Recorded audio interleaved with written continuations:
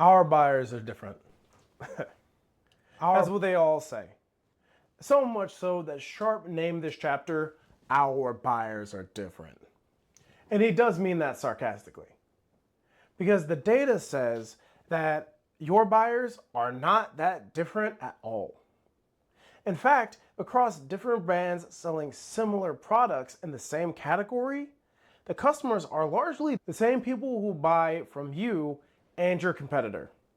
And they switch back and forth based on one thing more than anything else: what's available and at what price when they're ready to buy. This is chapter 5. Let's get into it.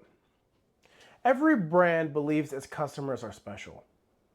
They have a distinctive type of person who chose this brand for a reason.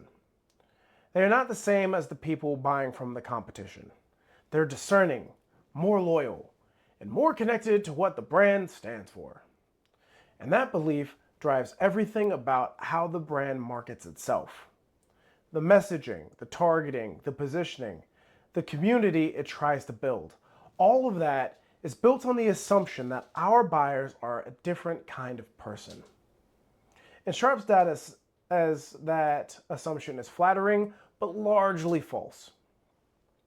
When Sharp's team studied the real purchase behavior across competing brands in the same category, they found something that should make every marketer a little bit uneasy. The people buying brand A are largely the same people buying brand B.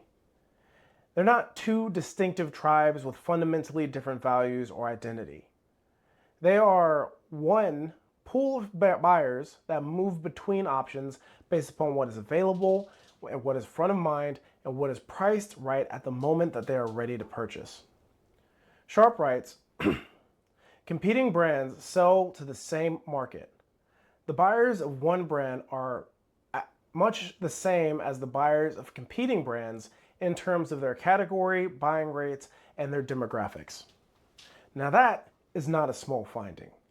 That dismantles the core assumption that brand differentiation creates a defensible, distinct customer base. Your most loyal members are one convenient competitor, one better price, or one moment of unavailability away from making a different choice. And it's not because they're disloyal people, but because that's how human purchase behavior works at the category level.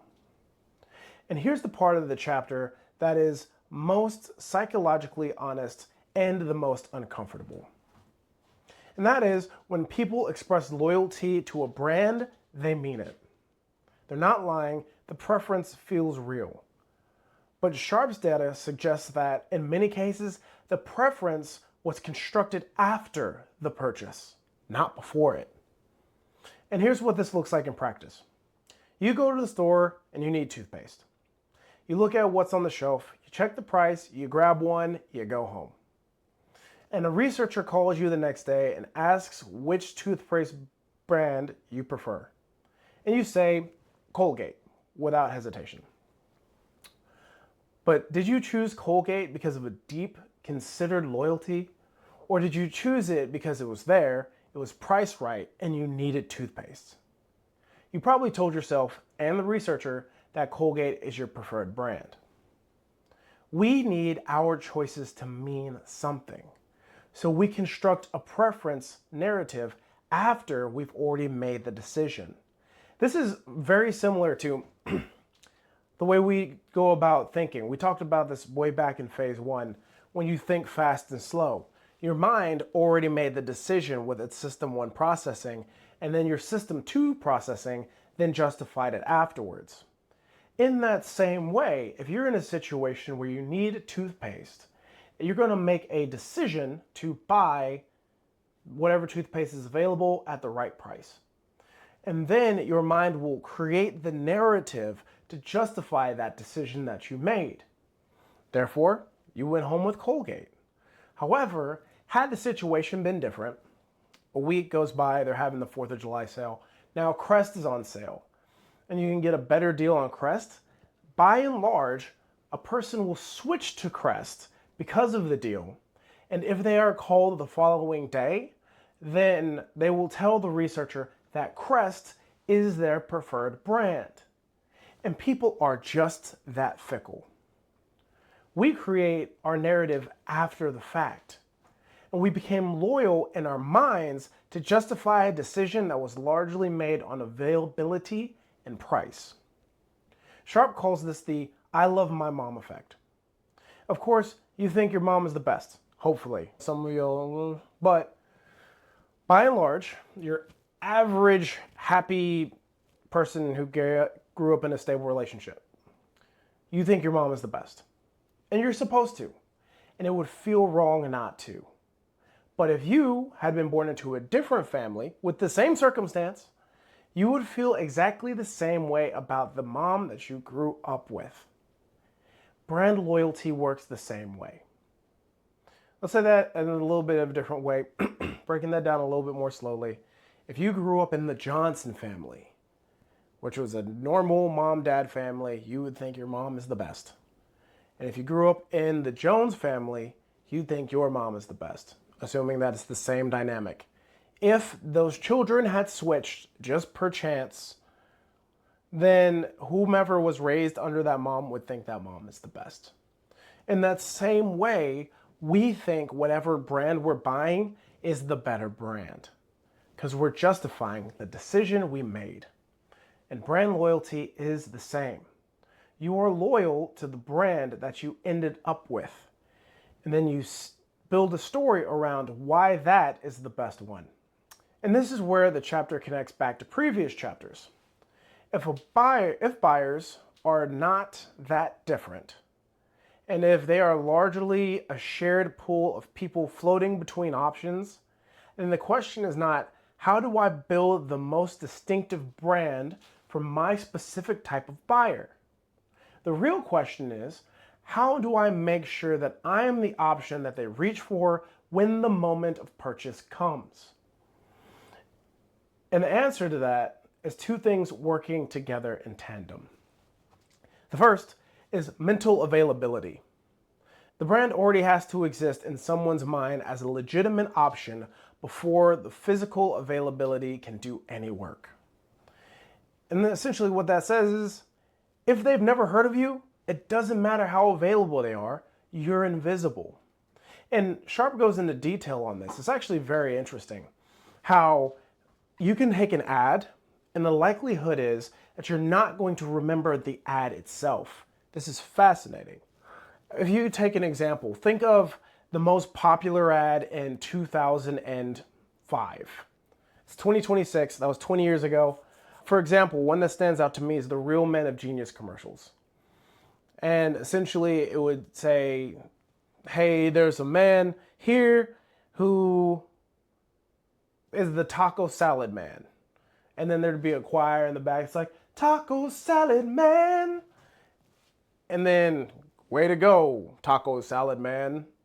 And then they would go back and forth. But if you're just listening to that now, tell me what that ad was for. Do you see the problem? You might remember the Real Men of Genius ad. You might remember the ads where the guy is like, oh, if you're angry, then you'll get into a fight. And you get into a fight, then you'll end up with a black eye. And you'll end up with a black eye. You won't get the job. Don't lose your job. Do you remember what the product they were selling was? Probably not. And that's what's interesting about this, is that we can create these ads and we may remember the hook and not remember what the product was for. And if you don't remember the product at all, you'll never buy it. You're invisible. What's even more interesting is this. You might not remember the ad at all, consciously. But after seeing the ad over and over again, and you go to the store, you're more likely to recognize the product when you see it, even if you don't remember what the ad was for to begin with. That's interesting. Saying that one more time, a little bit more distinctly. It's more important that the ad or the creative get in front of your person, even if they don't remember it, because their mind will impress against whatever that thing is. thus making your brand more familiar. So when the time comes and the person is confronted with the option to buy, they will recognize your brand off of an ad that they don't remember. And what's even more interesting about that is this. That's why it's so important to build your mental availability. You have to get your name out there. You have to get your face out there. Because if you don't, then you don't stand a chance. But even if they don't remember you, you still have a better chance of making the conversion. That's the first step. That's mental availability 101. 2, you have to have the physical availability. The physical availability is what it takes for you actually to move your product or to get people in the door or to get people to sign up. I'll give you a great example.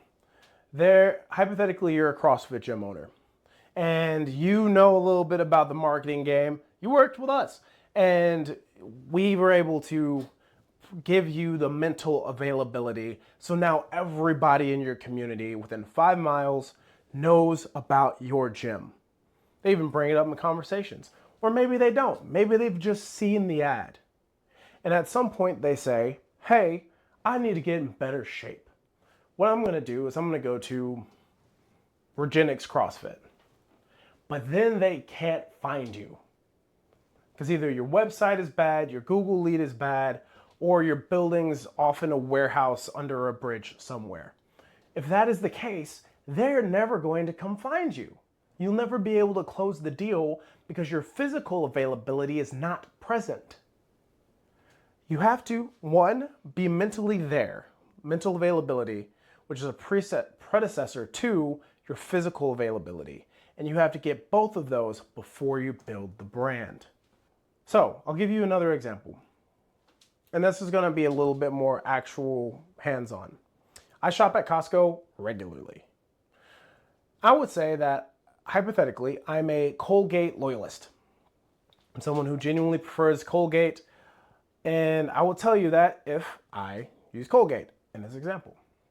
Hypothetically, I go to Costco. I need toothpaste. And I go into Costco, and they only have the option that is a Costco-sized package of Crest.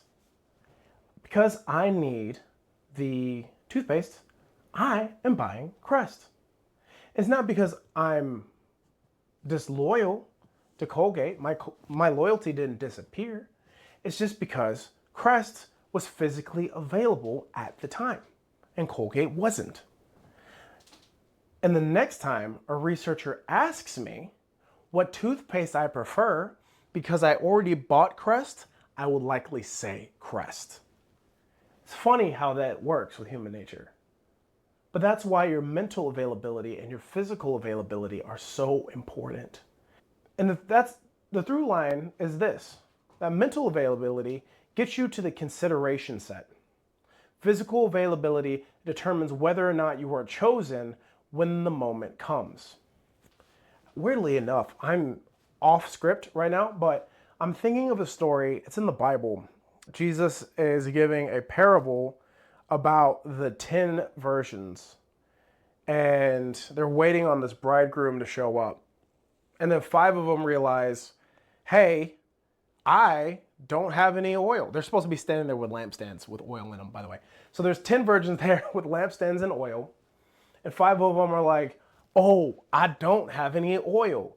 Give me some of yours. And the ones that have the oil are like, nah, go to the store and buy some. And then while they're away at the store, the bridegroom shows up. And then the 5 virgins who had their oil go with them. That is physical availability.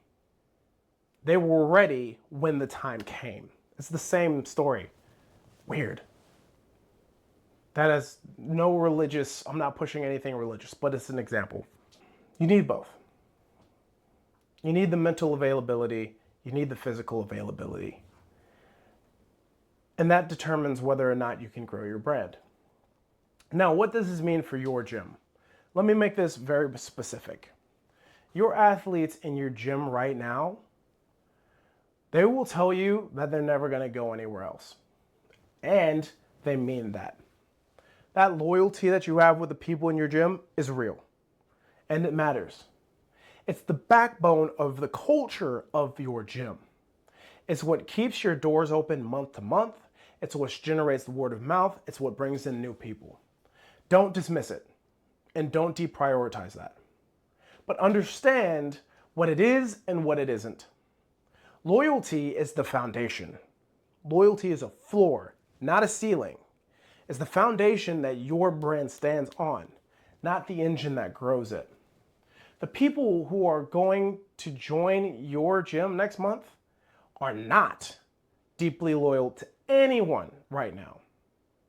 They are in that shared pool of buyers who can go from gym to gym. They're open to going to the gym 2 miles away. They're open to the one that just opened downtown. They are going to go to whichever one comes first when they decide to act, and whatever is easiest to say yes to when the moment comes. So the question is not, how do I build deeper loyalty with my existing members? The question is, am I mentally available to the people who are about to make the decision? And when they are ready to act, is it frictionless when they choose me? Mental availability, again, is, do they know your name? Have they seen your content? Does your gym come to mind when someone in your market thinks about CrossFit? Physical availability is, can they find you on Google? Is your website working on mobile? Can they book a class in under 2 minutes at 10 o'clock at night? Is the first step easy enough to get them to say yes with almost no effort? If you win both of those, then that shared pool of buyers in the market will choose you far more than they choose anyone else. So, your buyers are not nearly as different as you think. And their loyalty is not as fixed as you would hope. What you can control is whether you are mentally available when they are ready and physically available when they decide. And that's all of Chapter 5. Subscribe if you want to see Chapter 6. And if you're ready to build a brand that wins both, come find us at enochmarketing.com. My name is Colin. This is Enoch Marketing, and we'll see you next time.